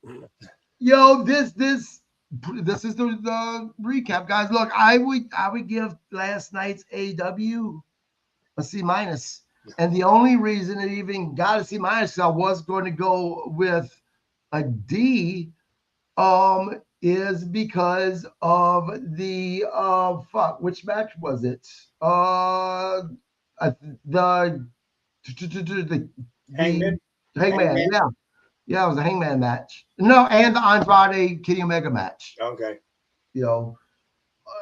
Other than that, yeah, C-, Robbie. Yeah, I give it a C-. I mean, the other thing that kind of saved it was the Eliminator match, women's. I'm just kidding. I was about to say, no. Grizzle? I'm going to go with a very high C+.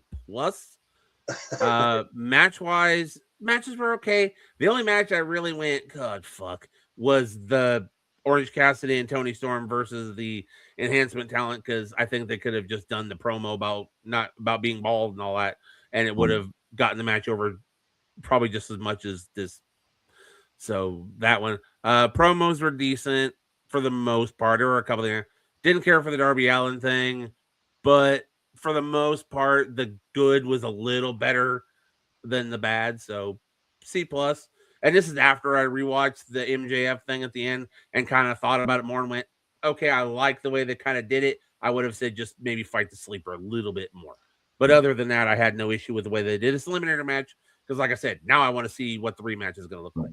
Robbie, your best part of last night and your worst part of last night. Worst part was the end. They had two worst parts. Was the match with Tony Storm and Orange Cassidy. Like I said, good for the other people that they at least got some exposure. Good for them. But the match was just could have did without, and the ending. Yeah, just that ending was just For myself, the worst part was what happened after AEW, the result of AEW last night, which was this podcast was the worst part. Fucking got me sucked, but the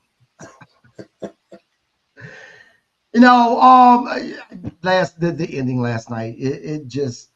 It was terrible. I really liked Andrade versus Kenny Omega, with the exception of the whole freaking woman thing.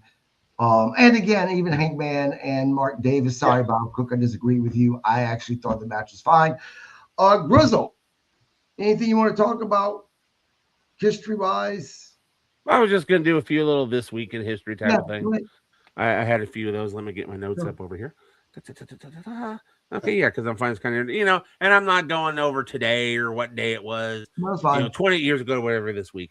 28 years ago today, the WrestleMania 14 press conference took place from the official All-Star Cafe in New York, New York.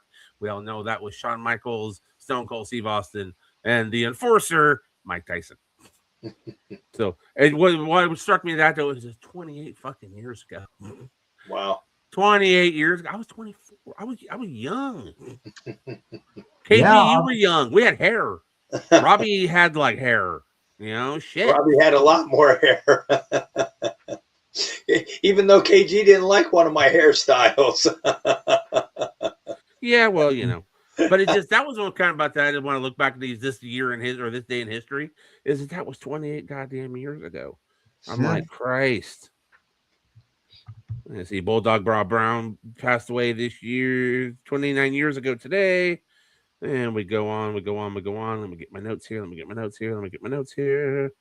20 or 32 years ago today, ECW presented The Night the Line Was Crossed in Philadelphia. Our gentleman friend here, Mr. Bob Cook, who's watching this right now, would appreciate this, and I'm sure he remembers this main event between ECW champion Terry Funk and challengers Shane Douglas and Sabu.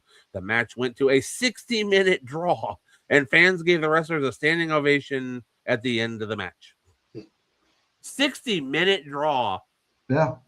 32 years ago. What was Funk? What age would Funk have been back then? No wonder the fucker can say middle-aged and crazy back in the day. He won a 60-minute draw with Shane Douglas and Sabu. That's insane. Yeah. But that's the night the line was crossed.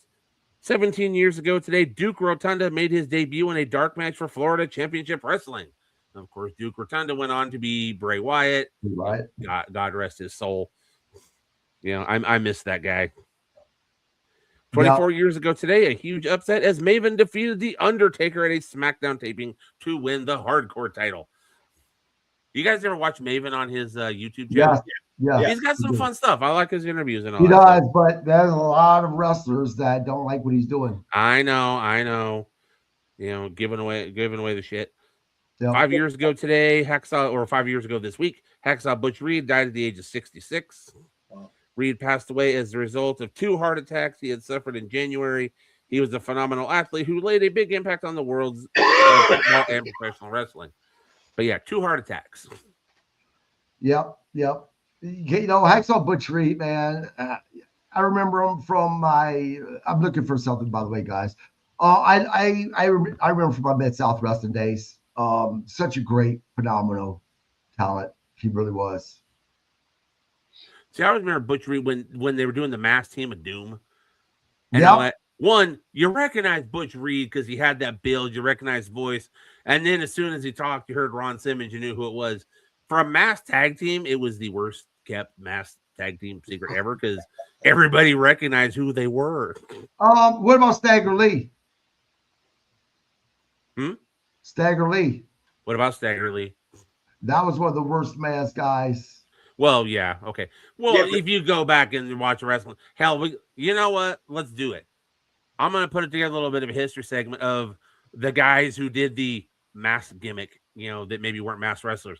We'll talk the Yellow Dog. We'll talk the Midnight Rider. We'll talk to the Midnight Rider. we'll talk all that shit. That'll be our segment next week. Let's talk some of the mass wrestlers, the good ones and the ones where you went, well, holy shit. Right. Real quick, let's see if I can do this. Let's see something here. Yeah, I got another history one here. This one made me really feel old. Yeah. Let's see if I remember how to do this. He's trying to figure out how to Google. I'm trying to. Let's see. Give me one. Go ahead. Keep on going. Okay, I'll give you this one. This is one, like I said, this really made me feel old. 38 years ago this week, Ted DiBiase, the $1 Million Man, bought the WWF title. Andre the Giant stunned fans when he defeated Hulk Hogan to win the WWF World title in one of the most controversial moments in wrestling history. The match featured twin referees and a shocking twist, and immediately after his victory, Andre sold the title to DiBiase. With 33 million viewers watching from home and a packed crowd at the Market Square Arena in Indianapolis, Indiana, the shock for wrestling fans was nationwide. WWF President Jack Tunney would later vacate the title due to the controversy, setting the stage for the WrestleMania 4 tournament where Randy Savage emerged as champion. 38 fucking years ago. KG, you and I were what, 13, 14 years old? I remember Friday night's main event, first time professional wrestling had been on prime time in however many years. Yep. Guys, real quick, can you see this? Yes. Guess who this is? This is Mr. Robbie Idol. I'll say some guy with some bad cornrows. Yeah. Seriously, yep. Robbie, you went with cornrows? I did. God damn. Yep. Robbie Idol. You want to talk about many years ago? Something terrible. There you go. Wow. Just wow. Oh, and also my last one here, and this is the one that just it kind of made me laugh. Let me find it in my notes here, so I got my details real quickly. Swerve. Here we go. That's not what I'm looking for. Here we go. Here we go. When he talks about real quick, that Bill Bob says the Midnight Riders, that was the deal. People were in on the joke. Well, yeah, and that's what we'll kind of talk about is the masked wrestlers. They were a masked wrestler, but I mean, come on, you tell me Red River Jack, nobody knew who that fucker was. Right. The mask. Come on. Yep. But I remember you going back to Stagger Lee. I remember watching that, and I remember JR going out to Stagger Lee's farm to interview him because, the whole story was JYD lost a match. He had to leave Mid-South Wrestling. Stagger Lee was brought in. And as a kid, I was mostly asked JYD, but it was like, I hope that's JYD. So as a kid, it's a little bit, you think a little bit differently than when you do as an adult. So even these masked people, that is obvious who they are to us now as adults, or if you see something like that now as adults. But these kids that are big wrestling fans, it's kind of like still believing Santa Claus for these kids. And those are the greatest wrestling fans are those young kids who don't have opinions. They just buy into it because that's in some ways the masked wrestlers, like a Kane or something like that, they're almost even like the Hurricane. To kids, they're superheroes. Right. Yep. Jimmy Valiant under a mask. I don't remember the name though. Yeah, Jimmy Valiant did the mask. I cannot for the life of me right now remember what the name was, but he did and still came out to the boy from New York City. And Yep. Now speaking of mask guys, I want to go to the Royal Rumble for a second. Okay. Now, a lot of fans are having fun with this, who this person is. Now, for myself, I don't know. You talk about something that's obvious, Grizzle. We didn't get to talk to you about this. I don't know how people don't. It's just not obvious. It's Seth Rollins because, as I said, Seth Rollins. That was Adam Pearce. He has a very distinctual walk because he's pigeon-toed. So is the mask guy, Seth Rollins. But fans have lots of fun with it. That was Adam Pearce. You know that as well as everybody knows. That was not Adam Pearce. Absolutely not. No, it was. Well, and the funny thing is, if you watch it now, you actually see footage of I think it's Seth Rollins. I forget who he's backstage with, but he's backstage at the Rumble, so we knew he was there. Right. Bob says, so what you're saying as a kid, little Billy just posted little Stevie in a body bag after darting him into the side of his bedroom wall. Bob. Oh. So what else you got for us, Grizzle? 26 years ago, Vince McMahon comes up with the debut of what's going to revolutionize football, the XFL. Right. And once again, I have to end on that one because, man, I remember the XFL. Fuck, dude. Me and some friends of mine, dude, we set up a party. Had it been friends have, we had the beer, we had the snacks. Thank God we had the beer so we could get fucking drunk after watching that shit. But yeah, no, the XFL, man, debuted. It was going to revolutionize football. One of those, along with the WBF, one of them flops that, Vince McMahon was a big part of. Not quite as big as a flop as something called the Snake River Canyon jump. Sorry, Bob. But, hey, Vince promoted it. Guys, that was promoted by Vince McMahon. I think we're going to have a match live on YouTube. Right. I'm not saying it's Eagles' fault. I'm just saying kicked by an old man who just had a heart attack. Oh, here we go. And handsome Jimmy Valiant, he wore a mask. He wore a black bandit style mask and was Charlie Brown from another town. That's who it was, or from out of town. 37 years ago, Robbie Idol and I were frantically searching for a Shell station. So they either had to piss or they needed beer. Nope. You know what? Don't even give it away, guys. If you want to find out what that inside joke is, it's not really an inside joke, only if you've not read Robbie's book. So please go by looking up at the lights so you can find out what they're talking about. It's a great story. Absolutely. It's a great book. I'm waiting for the sequel. You know, Robbie's got more stories. What I'm waiting for is I want the stories that he's keeping secret because, he doesn't want to tell people because he's a married man now and, he's a respectable part of, society. I want those stories. And you and a few of my other friends, I'll have to. So I want the cocaine and the hookers. I've already said it. Right. So, but I've got another funny hair story for you. So funnier in the cornrows? Oh yeah. Amazing. So, and this was when I was in the RWA when I went back in, like probably in early '99. So I was running my business. I had 9 earrings of each ear on each side of my ears. So 9 earrings each side, 3 nose rings on one side, 2 nose rings on the other. And because I was wrestling for them on the weekends and stuff, hair was braided. Half of it was blue, half of it was purple. And I also went to work like that. So I stopped where I was out in working around my dad's neighborhood. Now you had to know my dad, and you kind of got the sense of what our relationship was from the book. And he owned his own business and I owned mine. And I remember stopping in to see him and said, "Hey, how you doing?" And he looked at me and he goes, "Your fucking clients let you in their fucking house." What Robbie's trying to say is he didn't make enough money to own a mirror. I looked at him and I go, "My clients love me." Plus the tattoos. So. One of the greatest things I ever saw, and it was a meme of that jumped over the edge of the Snake River. Yeah, regardless of what anyone thinks, that jumped through over 35,000 people to the edge of the Snake River Canyon at $25 a head. 24. Don't believe anything. I'm not gonna say that it drew money. I'm just saying, as far as like a flop, it didn't quite execute as planned, and that was one of Vince's first, promoting the Snake River Canyon. I'm not saying. That wasn't you know what? That wasn't an Evil Knievel issue. That was a fucking Vince McMahon issue. Well, I'm just saying it was the first of many, or the first flop he had.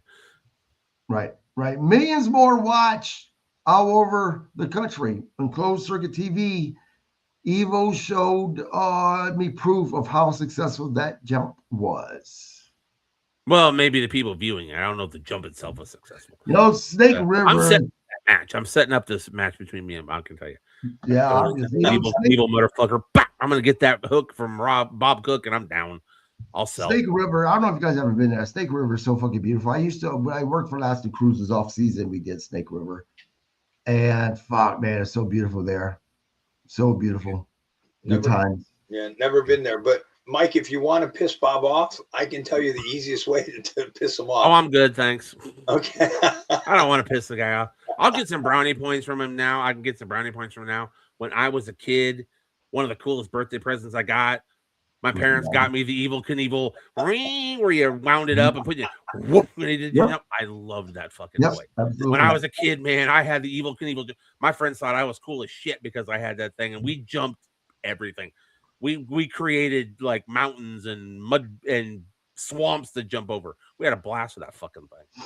Yeah. Now, one of the best stories in Robbie's book that I enjoyed was actually whenever there was an interview going on and Robbie looked at Bob and told him he was sucked or something like that. That was fucking just, I was like, I read that. When I read that in a book, I'm like, ooh. It was a parachute malfunction. It had nothing to do with Evil or the jump flopping. It was a simple malfunction. I'm not saying the jump flopped. I'm saying Vince's promotion of it flopped. Look, you guys had this discussion. You're both on the podcast. I'm not going back and forth. Fucking God damn it. I'll make my statement. You read and they still make the next legend lives on. They still make that toy today. They still make them today, so the legend lives on. They still make those type of jumps, and they still make that toy. Oh, Because they still make that toy. I want one. Yeah, they still make that toy. Yeah, I'll be out in my front yard. What's this, son? Look at I was unfortunately I was a kid who liked to play with matches, and I set something up with that toy.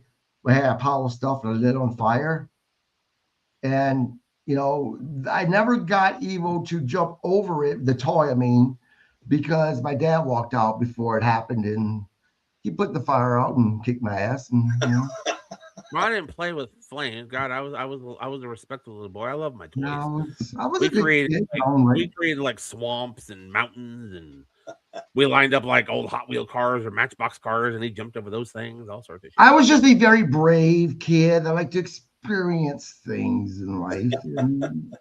Some shit. But anyway, guys, Grizzle, unless you got anything else, that wraps up. I'm good. That wraps up this edition of Get Your Bell Rung Pro Wrestling Podcast.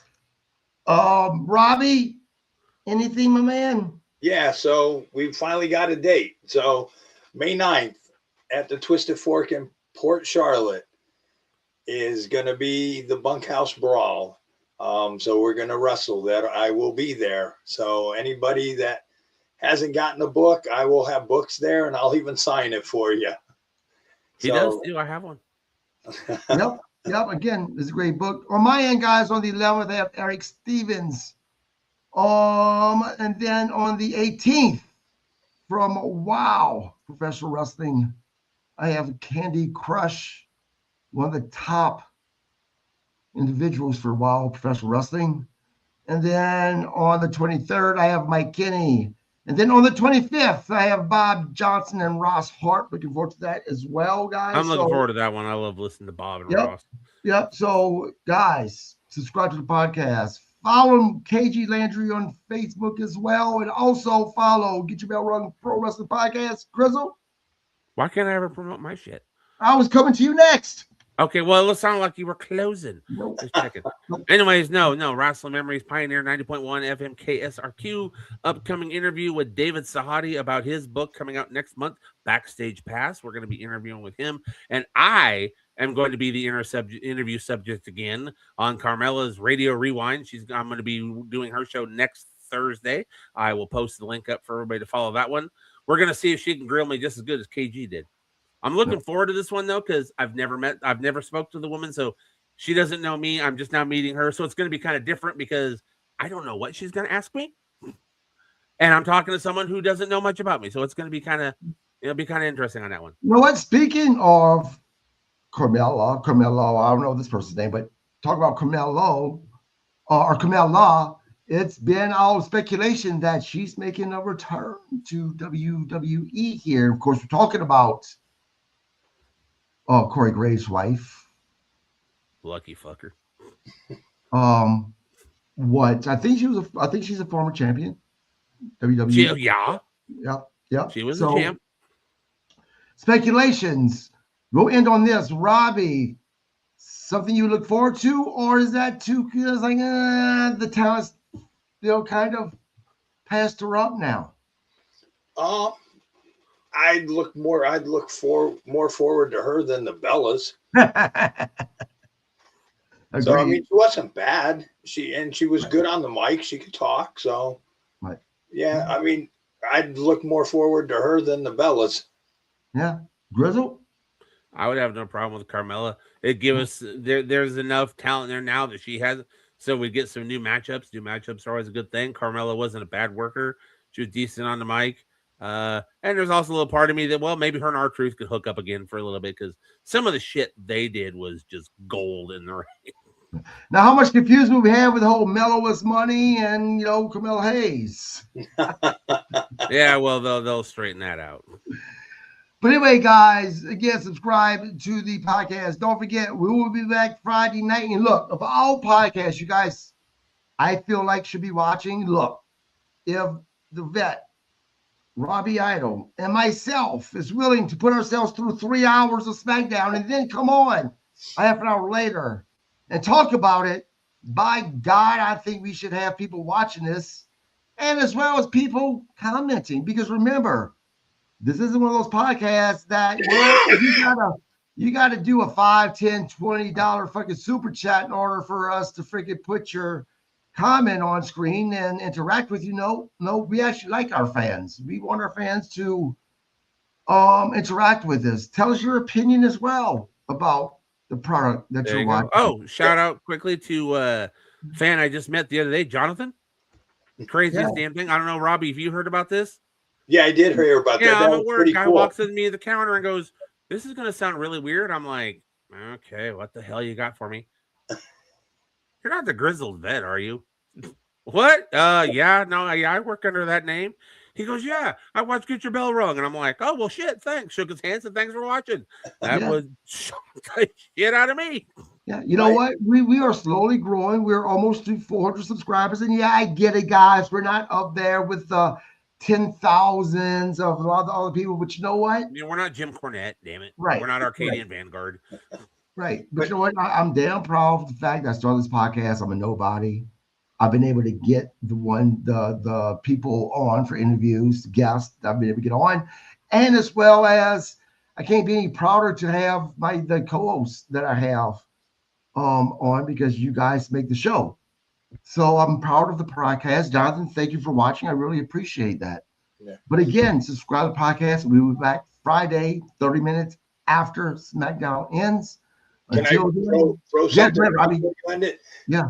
If Robbie Idol can get up tomorrow morning at 2:30 in the morning, and I can stay up and watch 3 hours of SmackDown and come on a half hour afterwards and do the podcast, you can subscribe to this show. Damn right. We are dedicated, folks. It's right. Midnight where I'm at. By the time we're done, Robbie's hitting the 1 o'clock time frame where he's I know, and I get an hour and a half sleep, and then my wife's alarm goes off at 2:30 and I'm up again. Yeah, and the thing is this, look, we're not shitting on SmackDown, but the fact of the matter is that it's the longest episode of all the wrestling that you do recaps. And I'm just being honest, guys, SmackDown, it's generally my least favorite of the products that we do. Not saying that can't change. Just depends on how SmackDown. Anyway, subscribe to the podcast. We will see you guys tomorrow night after SmackDown. See ya.